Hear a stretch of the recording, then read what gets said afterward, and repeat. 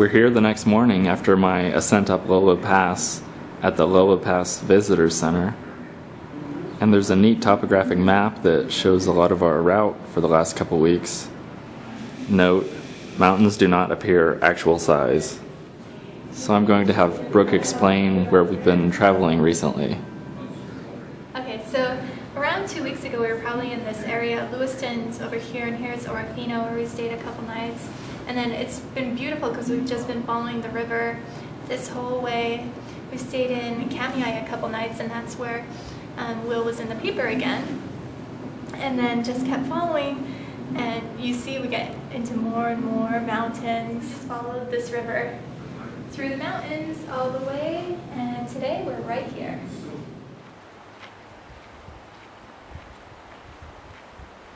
This is Will Buchanan reporting for the Walk for Liberty.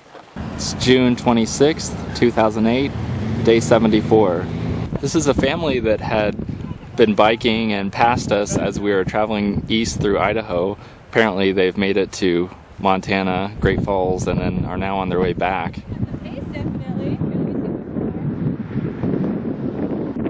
We discovered a slight anomaly in that there's actually some space between the Idaho border and the Montana border. So we're going to homestead there and claim it as our own, and then charge tolls for people passing through. Coming down from Lola Pass, I'm forcing myself to walk slower than I might ordinarily so that I don't re-injure my shins. I've actually been walking slower downhill than I was walking uphill yesterday, as I'm doing about a 21-minute pace, but uphill yesterday I was doing between a 19 and 20-minute pace. That kind of looks like one of those sculptures that John made along the side of the road. Yesterday, I talked about how the four of us had visited a natural hot spring. It was in a national forest, so it was obviously on government, or as some people like to call it, public land. That experience got me thinking, though, what would it have been like if there were no government? There are actually private natural hot springs. However, from the little research I've done, it seems like they're mostly developed, commercialized ones, with a man-made pool to enclose the hot spring, and perhaps a structure to provide an indoor and outdoor area, as well as shower and restroom facilities. Many people might like the convenience of those commercial hot springs. Personally, I prefer the naturalism of the hot spring we visited the other day, and don't mind the fact that we had to hike 1.5 miles to get into it. The question is, would something like that still exist in a totally free market? It really just depends on whether the market for it is out there, i.e. if there's enough demand for it.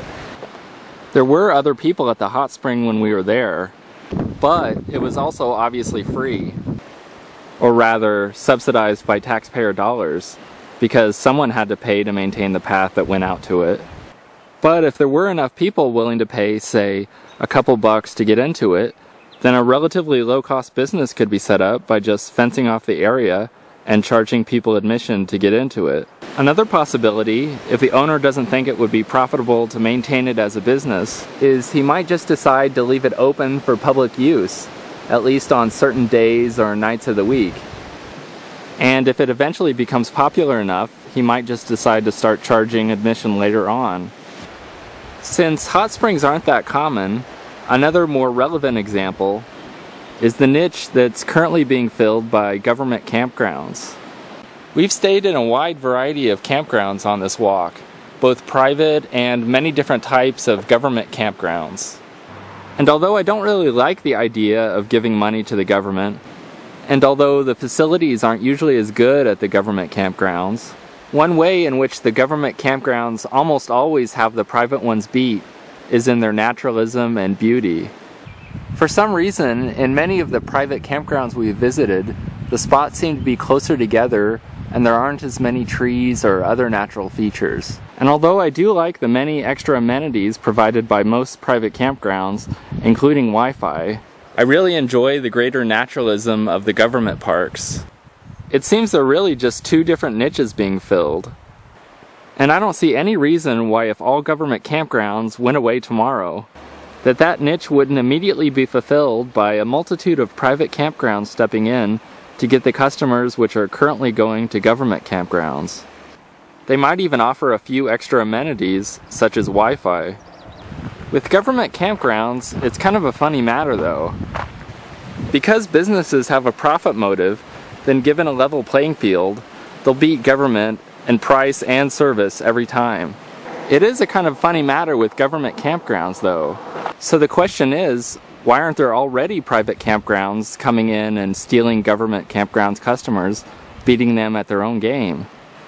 So my only guess is that the government campgrounds are being subsidized in some way, either outright or through free land, and thus are providing the product for cheaper than a private campground could do it at. Thus, they're effectively offering their product at a below market value. That's why during the summer, and especially during summer weekends, government campgrounds are packed. It could be that government campgrounds are offering a product at a price that no private campgrounds can offer.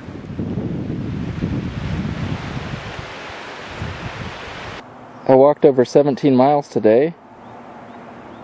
Here's my GPS position.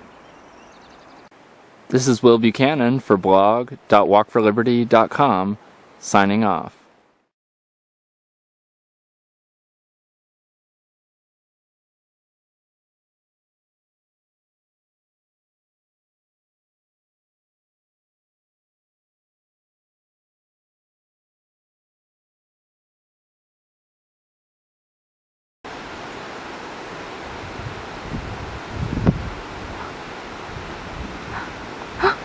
Some wildlife. See how close we can get.